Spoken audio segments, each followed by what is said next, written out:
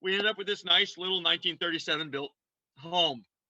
And along the way, what started to happen was I started hiring students who I was losing relationship with because our upper middle class youth ministry model didn't, I knew we'd lose them after about 2 years. And I thought, well, I wonder if I pay them to come and work, they would learn something about work and life.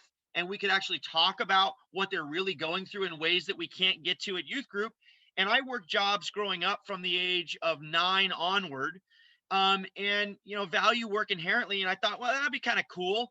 So I hired just a few kids, just for a few hours, maybe on a Saturday here and there, to come out and would pay them to come and work on this house with me. And eventually, the room that I'm sitting in right now, this single car garage, was the second project. And as I did that, adults from the church started showing up, and they'd bring air compressors and like lumber. And I felt like I was like Tom Sawyer whitewashing the fence. I was like convincing all these people to show up at my house and do all the work for me in some ways. It was crazy, but they were showing up because they wanted to connect with the kids that I knew, and some of them were kids from our church, and it mattered to them to get to see them. And so we started building this thing, and the students are getting hired. And I'm like, why couldn't we do youth ministry more like this?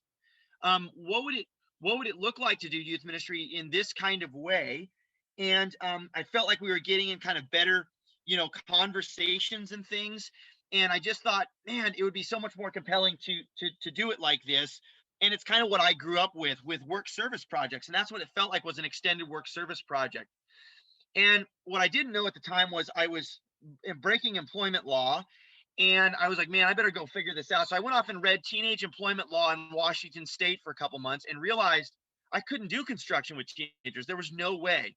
But what I figured out I could do was landscaping. And this is really where the idea started to take off, from remodeling the house to realizing what was possible. Again, I knew almost nothing about landscaping.